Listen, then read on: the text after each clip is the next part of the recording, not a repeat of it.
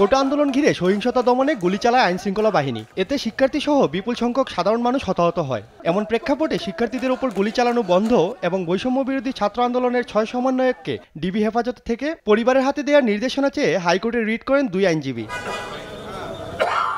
বিচারপতি মোস্তফা জামান ইসলাম ও বিচারপতি SM Masud Hossain দোলনের high court বেঞ্চে আবেদনের ওপর প্রাথমিক শুনানি হয়। পরে মঙ্গলবার শুনানি শেষে আদেশের দিন ধার্য করেন আদালত।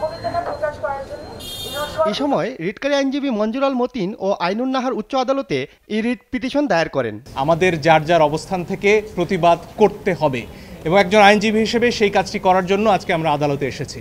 আমরা আদালতে বলেছি নিরস্ত্র প্রতিবাদকারীদের উপরে গুলি চলতে পারে না, যেটিকে ইংরেজিতে লাইভ রাউন্ড বলা হয়, সেটি করার কোনো সুযোগ নেই।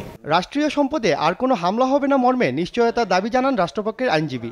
আমরা চেয়েছি যে রিট পিটিশনটা করা হয়েছে খারিজ করার জন্য আমরা প্রেয়ার করছি, তবে আজকে হাফারলি হয়েছে, হিয়ারিং হয়েছে, আগামীকাল আবার সকালে হিয়ারিং শুরু হবে। এদিকে সহিংসতার হতাহতের ঘটনায় গণতদন্ত কমিশন গঠন করা হয়েছে।